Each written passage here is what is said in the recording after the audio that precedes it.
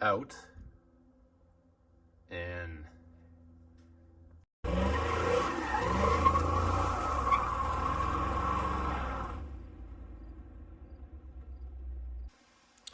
Okay, basically getting ready to do the swap.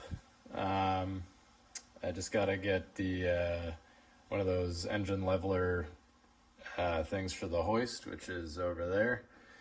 And once I get that, then I can go ahead and start taking out the small block and trans. And then, yeah, and then we're well underway at that point. But this is the engine just kind of up close. Got some accessories on now at this point, and still just have to get in a couple of final things. I got some fittings, you know, for hoses and stuff at some point that I'll throw on too. Those don't really need to go on until I get in the car, frankly, but just also some other little things. I gotta get the filter adapter in there. I gotta plug in here. I gotta put another one on the other side, which of course I stupidly put in the dipstick tube, and now I can't get it past there because it's too long. A shorter one would have fit, but I may now have to take this out again and then do that, unfortunately. But yeah, well underway here. Well, I'm at this point, it does feel honestly crazy, like kind of surreal, that I'm actually going to take this car that is perfectly running and driving and take the engine and transmission out of it to put in this, which we don't even know if it's gonna break in right. So fingers crossed. I'm actually gonna start undoing bolts and stuff here now, so yeah, let the games begin. Small block is coming out. I'm starting to take things off. I've got the manifold off here on one side, and you know, plug wires, and basically just getting started. But I'm just going to take everything from the small block off, put it in some reasonable order in there, and then that way I can, you know, get organized and find out just a couple things, odds and ends, that I want to take from this engine and put on the other one. And then I think after that, yeah, then I'll just be separating them and putting them together.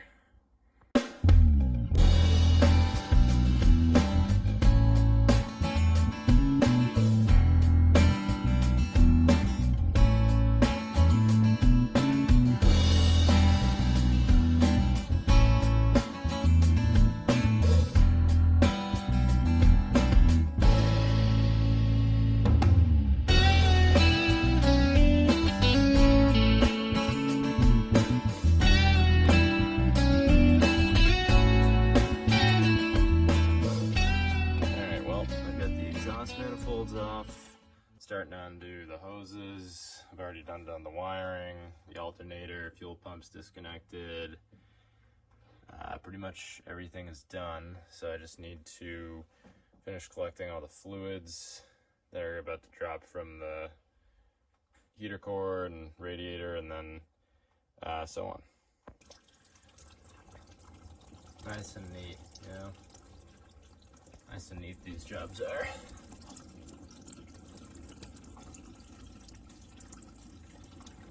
I mean, it's pretty good, like, all things considered. Yeah, I'll come back and it'll be all over the place, probably. Alright, wrapping up here for the day.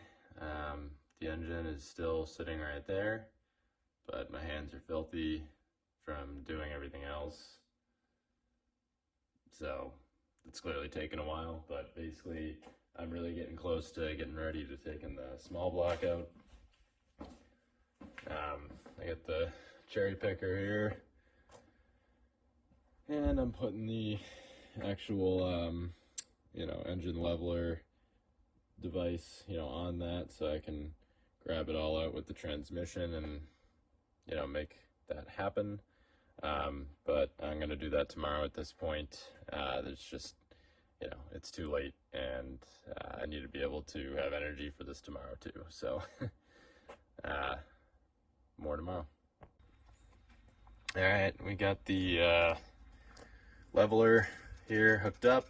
It's kind of starting to be under tension here, and I'm about to try to start hoisting this thing out. I just have to undo the oil pressure line, the linkage from the shifter to the transmission. Drive shaft should just come out as I'm pulling this out. I have something underneath there to catch it though. And I think that's mostly it. Oh yeah, I gotta pop the fan off here and maybe take off this shroud here. But just a couple things. So I'm just gonna kind of go ahead and work this thing and see if it'll start to move at all. If anything, it's just pulling the hoist closer. And it's pulling the whole car up too. But that's not totally unexpected. Oh, something moved. Was this all bound up? I didn't even notice that. No kidding. All right, let me get this thing situated.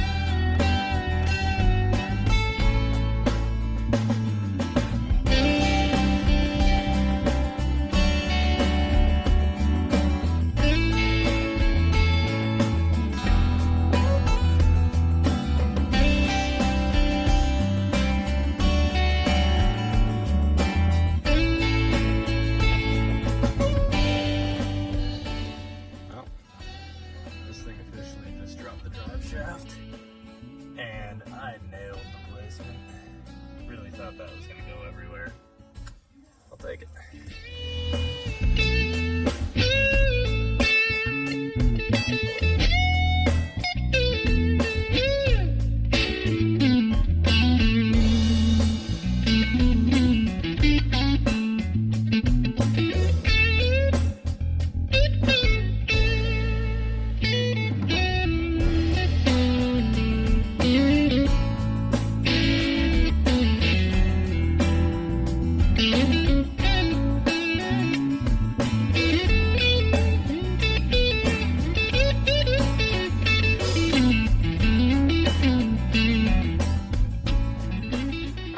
Small block and the trans are out. It's now sitting all high in front, which, you know, is not unexpected. But yeah, here it is. And the trans. So just gotta separate these two, drop the rest of trans fluid so I can, you know, service it, put a new filter in effectively, and attach it to the big block. And then yeah, we're well on the way. Exciting stuff. Okay, so got the transmission undone from the engine, and you know, of course, as one does, spilled ATF everywhere right next to where I spilled coolant. So I need to get a bunch more kitty litter to try to clean this up at all. All right, day 3 here. I've not been working continuously through these 3 days. Otherwise, maybe at the end of the second day, I would hope that I would have gotten the engine in. But that's basically where we're at. So I got it on the hoist, on the hoist. I gotta just bolt the transmission up to it, which is sitting down here. And I might clean it up a little bit or not. But I basically, just got to bolt them up, and I'll throw it in and try to get some footage of me doing that. And then as I'm putting it in, I'm going to have to kind of attach, you know, the various little connectors and wires and things like that. Someone just honked. Not sure who that was. Yeah, so oil pressure, coolant, starter wires, all that. So yeah. One thing too that just about these cars in general is it's just so simple. As I was just kind of saying with the connections and stuff, there's only so much you really need to connect. There's some like heater hoses, radiator obviously, and just like a couple wires for the distributor, oil pressure sensor, that's the accelerator cable, coolant, that's like almost it. And then just yeah, some battery connections I've kind of tucked down there somewhere, but it's basically it. So other than just kind of finding some of the odds and ends to piece this together, like, you know, some of these like block, you know, oil galley like block offs and stuff, or other, you know, alternative locations for oil pressure. I'm putting it right here, right by the pump. I haven't put it in yet with Teflon, but I'm going to in a minute. Finding some of those things can be, you know, a little bit of a pain if you don't have a ton laying around. Just got to take some trips to the hardware store, but all things considered, it's really simple, and it makes it so easy for a person like me to just kind of get into the hobby and you know, learn about these cars, and slowly over time you just kind of do learn about them, and you can kind of feel confident enough to do something like this. So if you're considering it, the answer is yes, do it. Do an engine swap, it's fun. And then also this kind of gives you a minute to look at the frame here, which is in really good shape. This car is really rust free. It is a California car. The floors were cut out of it, so you can kind of see the seam like right up there where the new ones were put in. And you know, there's like a tiny bit of rust right there from, I think, original. Yeah, that's original. It's not where it's cut out. It's cut out below that. But other than the floors, which rotted out, which is classic of an El Camino, more so in the back by the bed, but everything on this car is so solid. In fact, the frame, in the back, there's even not a casting number, but you know, just like a manufacturing etched in number that you can still see to an extent. I won't be able to get it on camera, but in any event. Alright, anyways, I digress. This needs to go on this now. I also want to take a minute just to show the torque converter and stuff that I got. So flex plate, I think, was just a kind of a generic like Summit one. I'm hoping it's fine and that it's not like warped or something.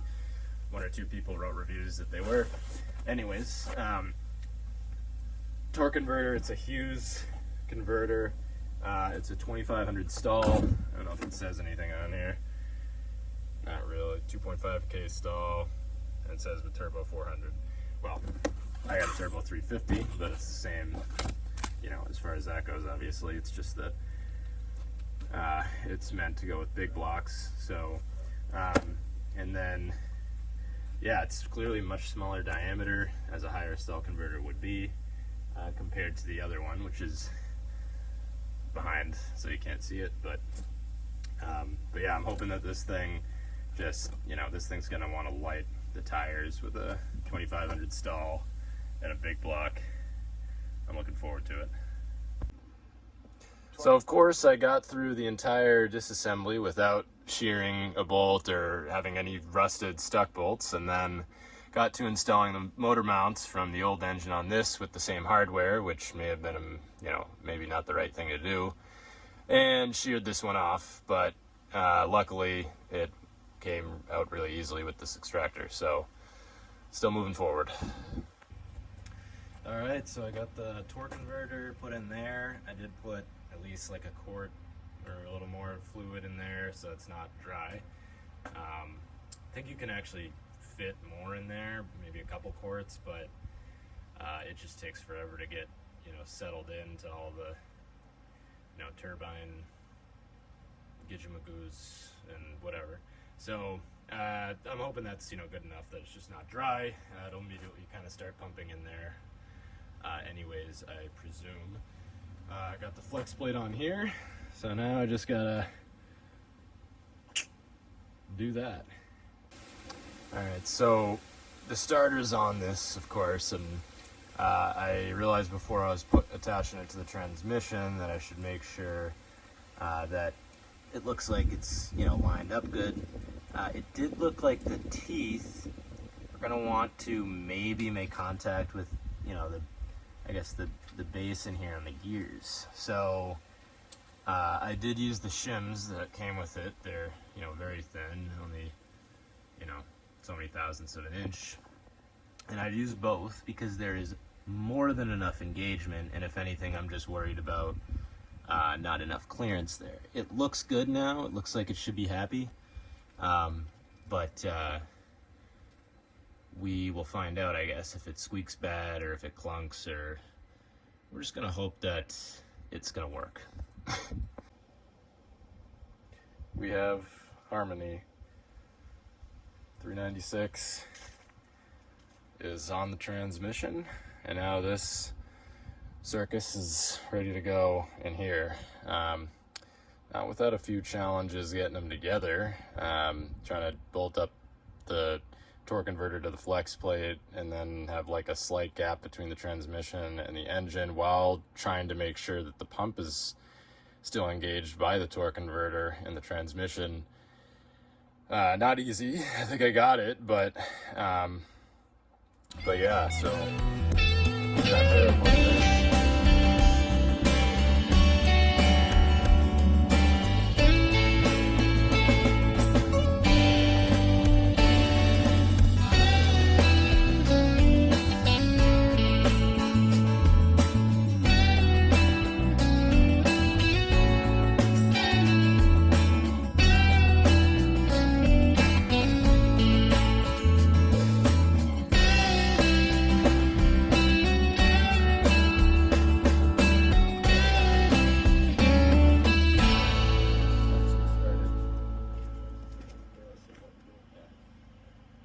Alright, so doing a quick dry first turnover of the car. There's no fuel line hooked up. I haven't even finished, plumbing the radiator and stuff like that, but everything's plugged off otherwise, like oil and the sensor and all that stuff. But basically just cranking it over for the first time to make sure that the starter engages right before I connect everything else and, have to go work on that.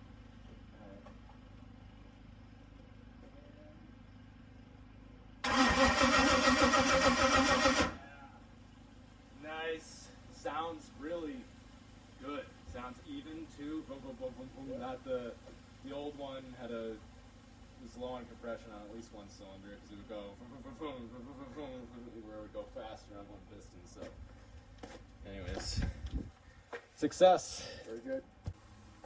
All right, so I'm currently trying to fix this bracketry for the trans kickdown and accelerator gas cable, throttle cable, because it is not lining up.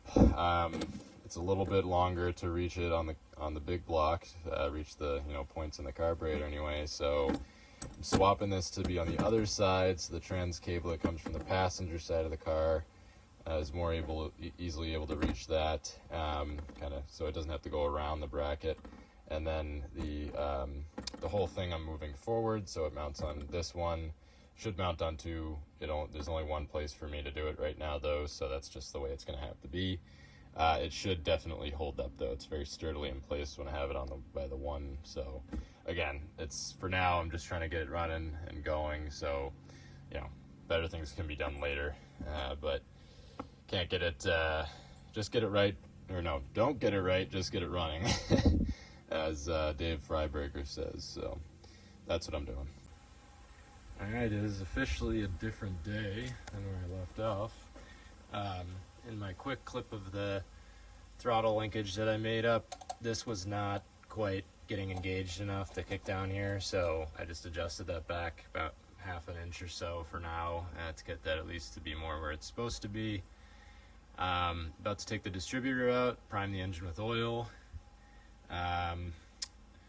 add antifreeze and some trans fluid, and then I think I'm pretty much ready to light this thing off. Oh yeah, I gotta put my spark plug wires on, but just those last couple things, and then I can light it off for the first time and break it in. So fingers crossed, we will see what happens. Really doesn't want to play nicely here.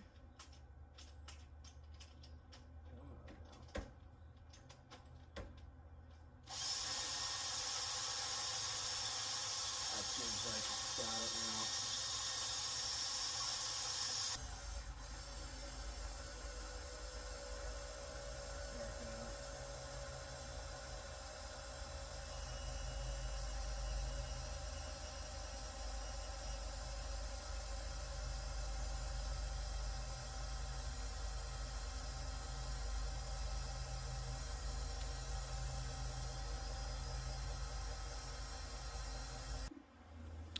I'm trying to get this thing to run good enough and long enough that I can actually break the cam in. Now what's been happening is I've been starting it up and it just doesn't want to run right. I can't figure out if it's, the timing should be basically in the right range, seems fine. But air fuel, something seems a little messed up. The carburetor's on kind of like default settings. Couple turns out for the idle mixture. I've been kind of messing with the choke. Right now I have it mostly open because frankly the engine needs the air. It just wants to shut off with the choke closed. So I'm leaving it mostly open, just kind of feathering the gas.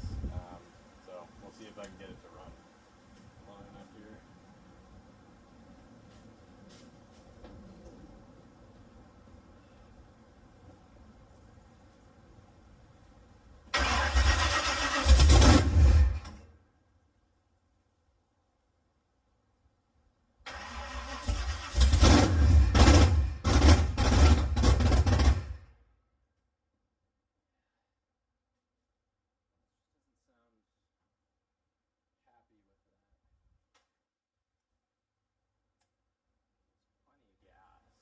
See it.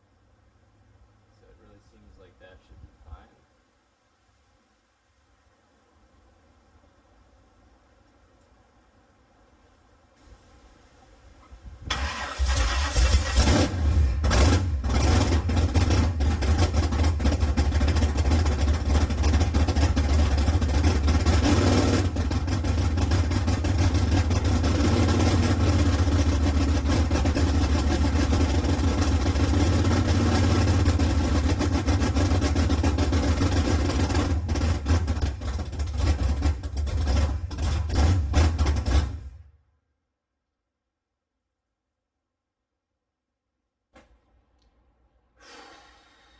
Well, definitely feel a little bit of a gut punch on this one. I don't know what just happened when I tried to run this thing earlier at 2000 RPM, other than a bunch of misfiring through the wrong spark plug wires. But it wasn't just that, it also started smoking. I think from the transmission lines and the grease and stuff that was just on them, the oil and all that, I think was just burning off. They were glowing red, so that's not good, so I have to figure that out.